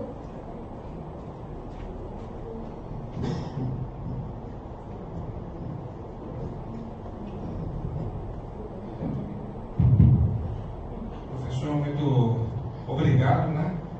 E eu queria fazer uma pergunta bem rápida, né? Fazendo esse paralelo, né, de 64 com o que tem ocorrido agora, tá certo? Quais as novidades que você destaca, destaca sobre esse golpe? Queria comentar só um pouquinho sobre isso, tá bom? Muito obrigado. Bom, vamos lá. A questão dos estudantes, né, que o Gerardo colocou. A diferença desses estudantes de 64, 68 para o que atuou pós-golpe. A juventude ela tem uma característica interessante, Geraldo. Você, quando espera muita coisa dela, ela não dá o retorno que você está querendo. Mas, tradicionalmente, é uma turma que, quando você menos espera, eles aparecem e fazem a diferença. Quando essa turma vai para a rua, é difícil alguém segurar. Tá? Uma das coisas que a turma da Escola Sem Partido criou, a ideia da Escola Sem Partido, isso segundo o próprio criador da lei, que era o Najib, falou para poder propor a Escola Sem Partido, é porque ele não viu o jovem nas manifestações de rua pedindo impeachment de Dilma. E ele credenciava isso à lavagem cerebral que era feita nas escolas e nas faculdades. Porque o público que foi nesses eventos eram basicamente pessoas de 30 anos acima e com uma certa situação social consolidada. Né? Eu acredito que o que aconteceu com a ocupação das escolas foi algo que começou muito localizado a partir de uma realidade de São Paulo. Eu acredito que os movimentos de 2013 foram capitaneados pela direita a partir de um discurso que a esquerda usou, que na minha opinião foi muito temerosa de ser contra a presença de partidos políticos, de movimentos sociais, principalmente centrais sindicais, nas mobilizações. E isso foi depois apropriado pela direita e eles perceberam que havia ali um descontentamento que poderia ser potencialmente aprovado. Para você ter uma ideia, em 2013, antes das manifestações de junho, Dilma tinha 70% de popularidade. O grande problema que a direita tinha naquele momento era como evitar que Dilma se elegesse no primeiro turno. E aí as manifestações de junho foram fundamentais para o desgaste da presidenta, a ponto de quase não conseguir se eleger e quase perder para Aécio Neves, né? Para você ter a ideia da situação. Mas eu acredito que as manifestações que trabalharam com a ocupação das escolas foi algo mais específico da realidade de São Paulo, onde os tucanos, que estão há mais de 20 anos no poder, acham que são donos daquele estado e podem fazer o que querem, estavam propondo fechar as escolas. E houve uma mobilização a partir de movimentos autonomistas, mostrando também, de uma certa forma, o descrédito dos partidos tradicionais e da política tradicionais, e eles conseguiram fazer as ocupações dentro de modelos autonomistas, que eu acho que é uma experiência bastante interessante, mas pelo que aconteceu depois, eles não conseguiram manter essa formação, essa mobilização política que seria fundamental. Mas, de qualquer forma, acho que foi uma resposta a uma situação que, quando veio o golpe, também foi uma tentativa nas universidades de tentar se contrapor a isso, mas nisso eu não posso deixar de reconhecer que o Mendoncinha foi muito inteligente. O que foi que ele fez? Ele não foi para o confronto, ele não mandou desocupar as universidades, ele não mandou desocupar os institutos federais da marca, deixou a turma lá. E a turma estava dentro das escolas, não iam para a rua, não faziam nada, a não ser estar dentro das ruas, das faculdades, né, trabalhando com ocupação, e passou a reforma do ensino médio e passou tudo que os caras quiseram. Né? PEC dos gastos. Agora, aí você me diz, está perdido? Não, não tem nada perdido. Enquanto a vida, há possibilidade de você reverter essa situação. Depende de contextos, situações, mas eu acredito muito na força da juventude. Eu sou uma pessoa que estuda o movimento estudantil. Então eu acredito sim que em determinados momentos eles são personagens fundamentais em mudanças, em situações de transformação social. Também, historicamente, eles podem ser forças conservadoras. Elas podem ser forças no sentido do contrário de uma transformação social. Mas eu acho que isso diferencia, o MBL, por exemplo, mas diferencia um pouco também essa juventude de 64 para hoje. Em 64 você tinha basicamente filhos de elite que trabalhavam, que estudavam na universidade. Hoje você tem uma grande gama, principalmente depois da criação dos institutos federais e de novas universidades federais, que você tem um caráter claramente popular. E eu acho também que isso foi uma das coisas que desagradou a direita. Tá? As cotas não foi algo que a direita aceitou calada. Porque você botar cota na educação, na história, na filosofia, eles não estão nem aí. Pode dar, pode ter até mais do que a cota de 50%, eles dão até 100% para o nosso público. Agora, quando eu ponho filho de pobre para estudar ao lado da minha filha linda, loura, de olhos azuis, junto com um filho de faxineiro, com um filho de um servente, né, na medicina, no direito, na engenharia, isso é um absurdo. Né? Então, a direita não deixou isso barato. Né? Então, eu acredito que essa juventude, ela vai dar, na nossa opinião, um bom trabalho para esse estabelecimento nesses territórios que tradicionalmente foram da elite. A medicina, o direito, a engenharia. Tá? E quando o Lula diz que eles não deviam ter medo de mim, deviam ter medo desses milhões que vão chegar ao poder, que começaram com esse processo, ele sabe o que está falando. Né? Com relação à questão que o Roberto colocou, eu acredito, Roberto, que processos históricos, eles muitas vezes não se fecham, mesmo depois de muito tempo ter passado. A gente começou a falar desses problemas relacionados ao golpe, a partir de 64, de 1930. O Brasil ainda é hoje um país marcado pelo que aconteceu com o processo de industrialização forçada a partir de Getúlio, com a criação de um Estado médio, com a urbanização. Quando Getúlio começou esse processo de industrialização em 30, 80% da população brasileira estava no campo. Hoje é o contrário. 80% da população brasileira, 70% está na cidade e apenas 20% no campo. Isso tem uma modificação tremenda em termos de comunicação, forma de existência, de vida, de estratégia, que a gente vai ver esse processo histórico que vai dar. Mas eu sou uma pessoa otimista.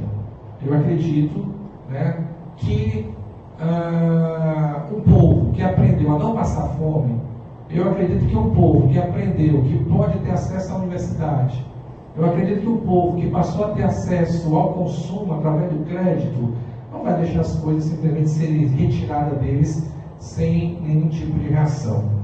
Talvez a coisa ainda não tenha ficado claro no processo, mas cada vez mais, principalmente quando a gente vê as pesquisas de opinião, onde Lula continua em primeiro lugar, mesmo com toda essa máquina, essa parafernália de lavagem cerebral que nós temos hoje na mídia, isso demonstra que há um grande senso crítico desse conjunto da população que saiu dessa situação.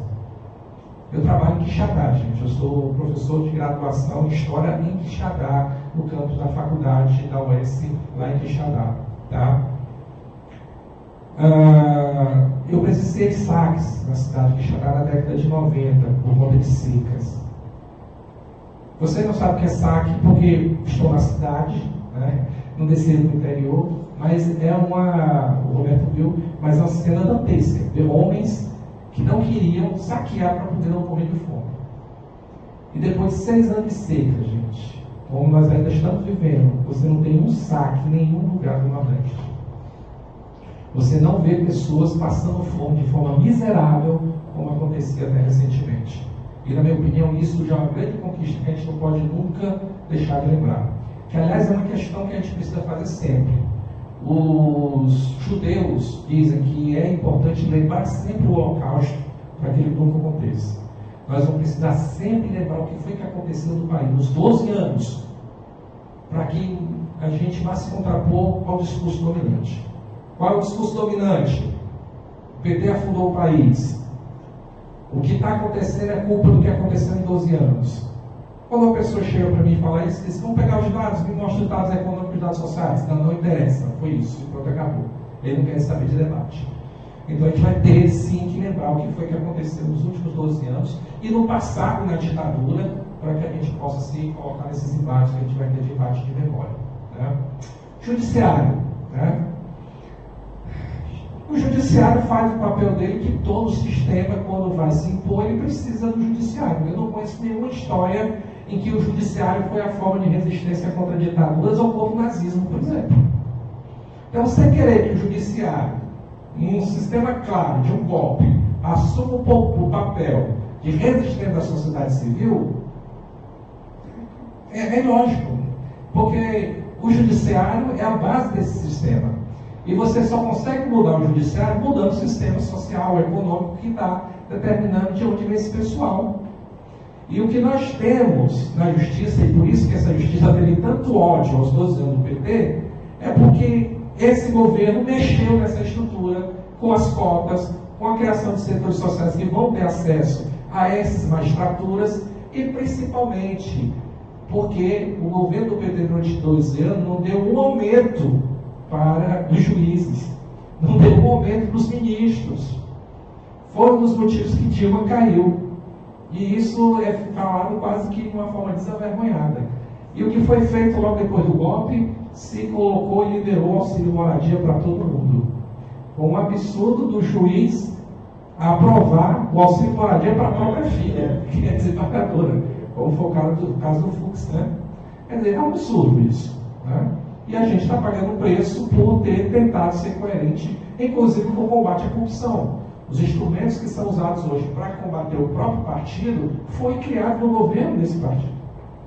Antes, a Polícia Federal não tinha a autonomia de ação que tem. Né? Antes, o Ministério Público não tinha a atuação e a liberdade que passou a ter com os governos que foram colocados a partir de 2012. Né? O Instituto da Delação Premiada e por aí vai. Né? Então, isso também tem que ser lembrado, a esse discurso cair por terra. Né? Mas desculpa, mas o que eu percebo é assim, isso na cabeça dos mortais comuns é muito forte. A justiça, por unanimidade, está confirmando a sentença do Moro, por unanimidade, não tem nenhum juiz que discorde, entendeu? Não tem uma voz justa de verdade. Então, entendeu? Eu acho que isso gera um balde de água fria na consciência das pessoas de que é um teatro que se montou. Você sabe quantos ministros do Supremo Tribunal Federal disseram que a ditadura era legal, que o golpe de Estado de 64 era legal? Nenhum. Isso precisa ser Todos dito. apoiaram. A OAB apoiou a ditadura em 64. Isso precisa ser dito com mais. A OAB apoiou o golpe em 2016. Que o Supremo negou que a filha do Prestes, da Olga, né? A menina da Olga que estava grávida, isso, fosse devolvida para o país. Ela foi.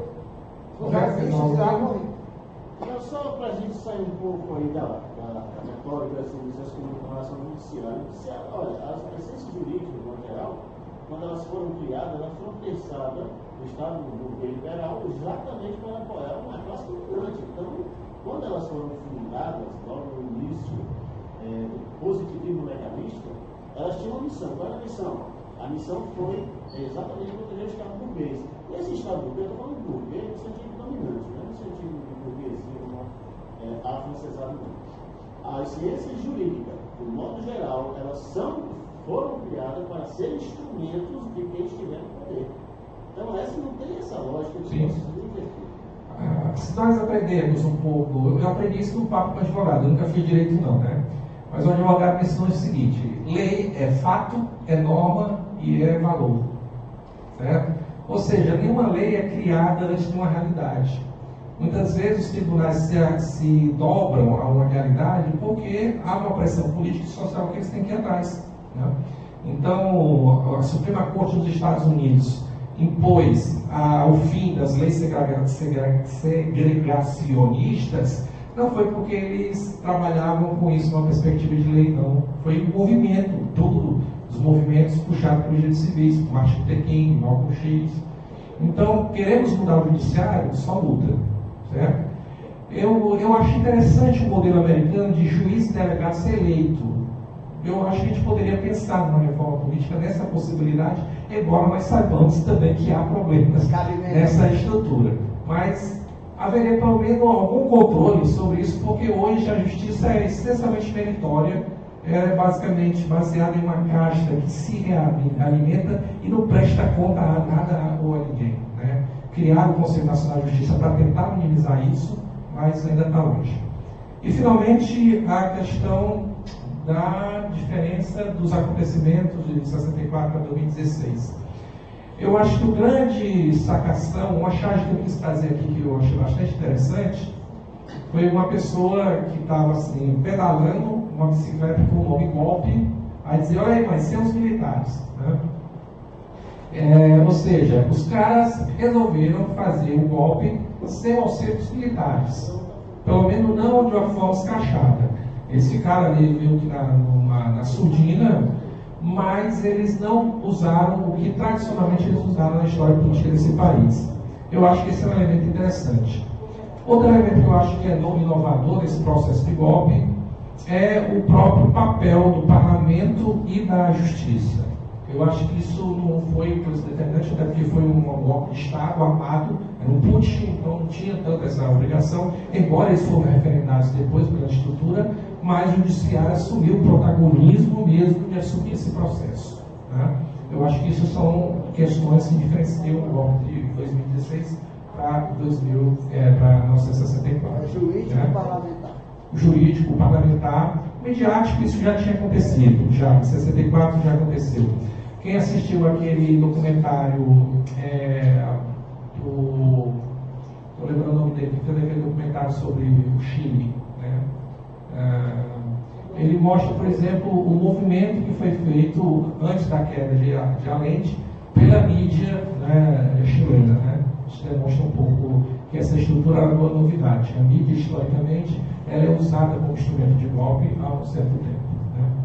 Então, acho que é isso. Não? Eu pego para...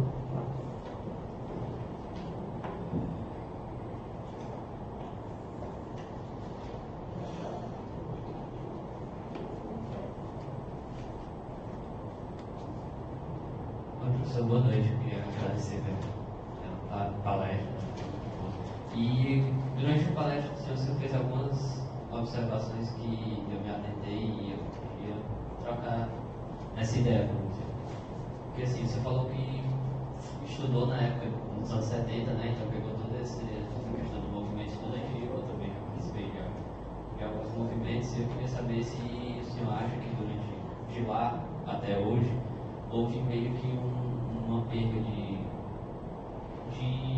da parte teórica, da luta teórica, entendeu? Porque eu vejo muito hoje a galera dos movimentos estudantis com um discurso até um pouco já ensaiado e intolerante de não debater com o pessoal da direita, assim, entendeu? Ele já tem um discurso meio que até de ódio, plausível até, mas se perdeu um pouco desse debate, então a galera acaba discutindo sempre com o pessoal que tem o mesmo pensamento.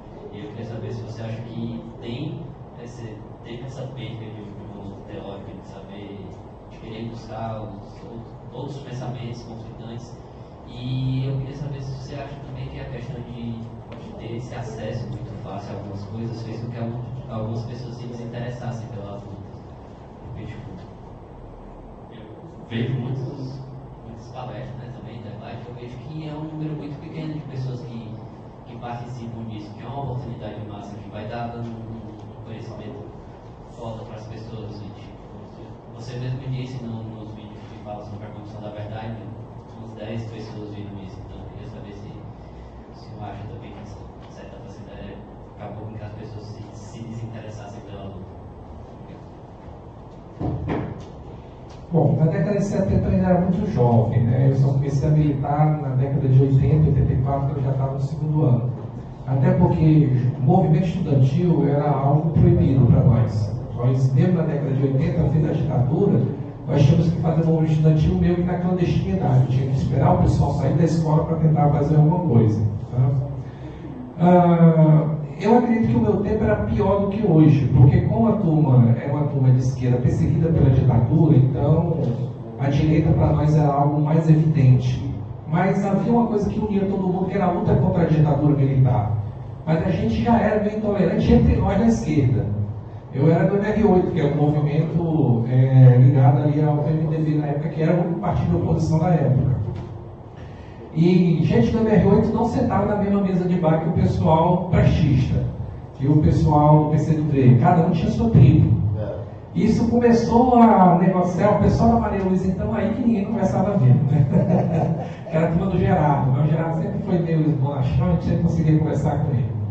Mas eu percebi um amadurecimento desse movimento estudantil ali da década de 90 para frente, onde algumas chapas que eram proporcionais, diretorias que eram proporcionais, permitiram a existência de diferentes pessoas que começaram também a se conhecerem e a conversar. E quando eu vejo a situação hoje, eu acredito que sim, o fato de você ter uma geração que já teve democracia, que já teve acesso à educação gratuita, que já teve uma série de benefícios que antigamente a gente não tinha, sim, torna as pessoas um pouco mais acomodadas, torna as pessoas um pouco menos antenadas com as questões que são mais fundamentais. A vantagem que você tinha de nascer na ditadura é que obrigava você a se politizar na marra, e tinha que politizar na marra.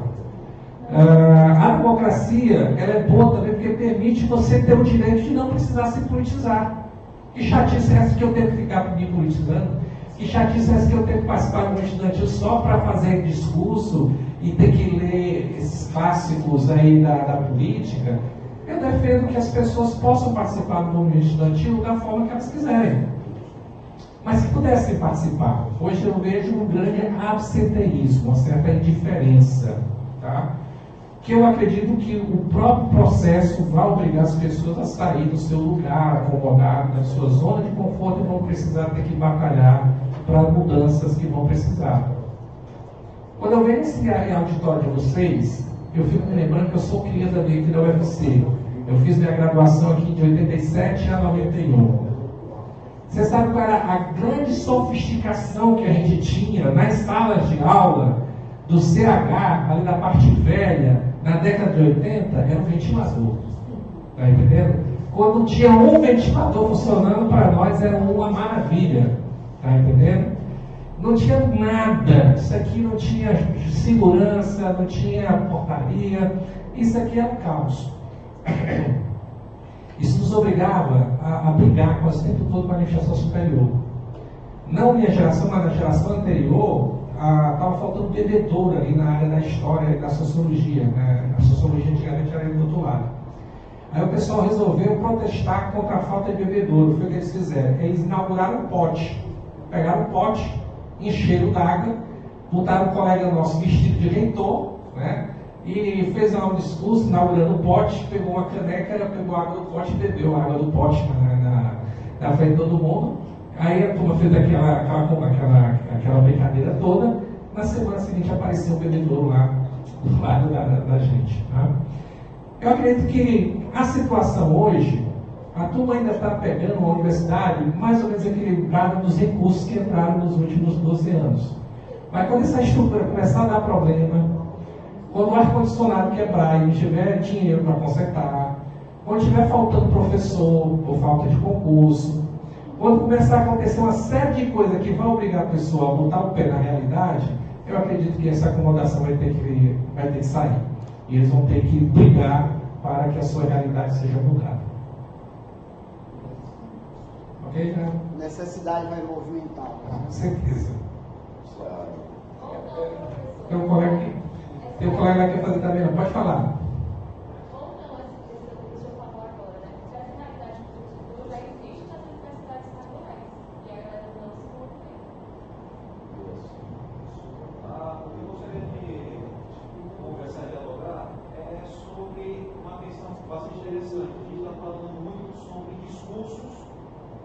Prática, né? Muitas das vezes a gente vê muito discurso e vê pouca prática, exatamente por essa diferença básica que acho que foi muito fundamental que foi colocada aqui. Outra, dentro dessa questão, entre aquilo que é falado e aquilo que é praticado, uma coisa que chama muita atenção é a forma como o poder estabelecido ele age, discursando de uma forma e agindo de outra. O sistema democrático brasileiro tem essa particularidade, dessa diferença muito grande entre o discurso e entre a prática.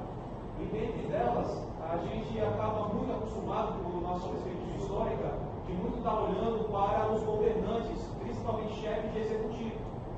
E outras figuras também fundamentais acabam ficando por debaixo dos panos, digamos assim, ficando mais no ocultismo e tendo uma relevância muito forte. Por exemplo, é como, dialogando, trazendo à tona essa perspectiva, como assim figuras do legislativo, que faz parte da estrutura democrática, que em tese teria o mesmo poder equivalente ao do executivo, ao do judiciário também, atua no campo da educação, como o ministro da educação, que é uma indicação, é algo que assim não depende da democracia, depende apenas de uma indicação do chefe do executivo, interfere tão fortemente, como já foi mencionado de forma indireta na Mendonça Filho, né? Uma figura como essa tem um papel relevante na atuação da educação aqui no nosso país e acaba repercutindo na gente. Como a gente pode dialogar a esse respeito sobre essas figuras, sobre esses papéis, sobre essa democracia que muitas vezes é praticada por pessoas que não estão lá pelo voto, pelo povo propriamente dito? Bom, primeiro o que nosso colega colocou sobre as estaduais. As estaduais, elas sim estão em situação pior do que as federais, tá? Mas eu vejo o movimento estudantil mais maduro e mais articulado na UES, que eu conheço a realidade, do que aqui, na minha opinião. Tá? Então, a turma de vez em quando ocupa ali o gabinete do reitor, mas o problema é que o reitor não manda nada, porque ao contrário das federais, que ele tem uma certa autonomia de gerenciar recurso, nas estaduais isso é completamente controlado pelo governo do Estado. Tá? Então, nós temos uma autonomia que está no papel. Então, nós tivemos que fazer greve durante quase 5 anos, uma greve, para contratar professor. Tá? Então, a gente fazia greve para abrir o concurso. Aí havia concurso, aí tinha que chamar outra greve para chamar. Né? Então, é uma coisa absurda, que realmente nós estamos discutindo muito com o governo do Estado como resolver isso. Nós estamos passando por uma crise econômica grande, porque o Estado, apesar de ser superavitário, são um dos poucos estados do país que não tem crise, mas que está aproveitando que está todo mundo em crise e não está dando nenhum momento para a gente tentar atenuar esses problemas que nós estamos tendo. Mas pela própria história da UESC, a história da UESC era meio complicada, ela nasce meio que por um capricho político do governante na época, que era o César Castro, que queria criar essa universidade, e o Adalto Bezerra foi o governador seguinte, não quis, e depois teve que ceder, e por aí ela começou. Mas eu acredito sim que o movimento estudantil das estaduais, eles são mais maduros e tem mais pressão do que das federais, sim. Até porque, ou é isso, a gente não consegue nem existir. Né? Com relação a essa questão de como vivemos uma realidade em que você tem uma democracia de fala e de ação diferente, eu acho que essa é uma marca de qualquer estrutura política. Tá?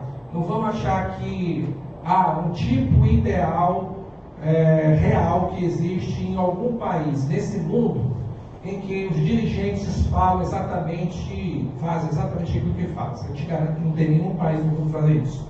A diferença é que há sociedades que têm instituições, que têm movimentos sociais, que têm uma compreensão de cidadania, que exige que essa fala se efetive em práticas.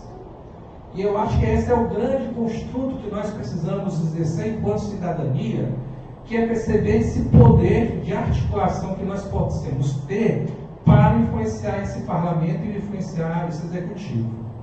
O problema é que nós, basicamente, só focamos, como você falou, no executivo. E muitas vezes nós abrimos mão de disputar esse parlamento, que é basicamente o espaço das nossas elites, onde elas fazem e acontecem.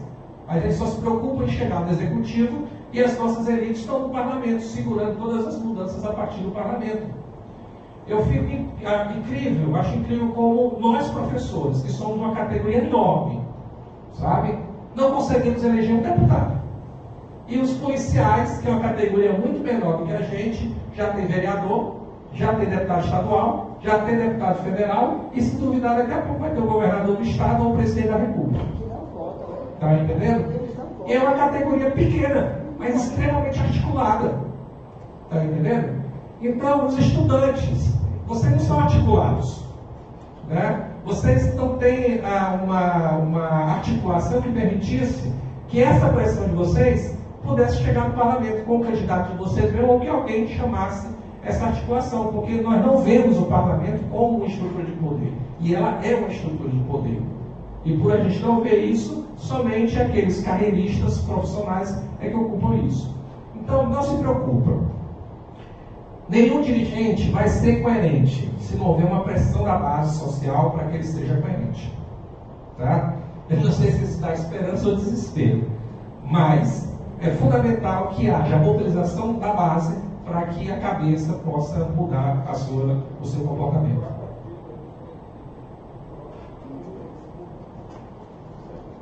Eu queria agradecer aí ao professor que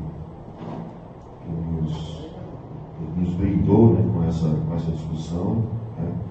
Agradecer ao Multimeios, que está aí fazendo a transmissão ao vivo, aí, né, programa de pós-graduação, a presença da Unilab também, agradecer aos nossos patrocinadores, ou seja, que é o UFC, e dizer que o FACED, que na próxima semana, no mesmo horário aqui, nós teremos debate com o professor Ubiraci de Souza Braga, da UES, sobre a prática do golpe de Estado legal 2016, que será coordenado pelo professor José Rogério Santana, né, e o nosso convidado Ubiraci. Então, até lá, e Multimeios mais uma vez aí. Tá?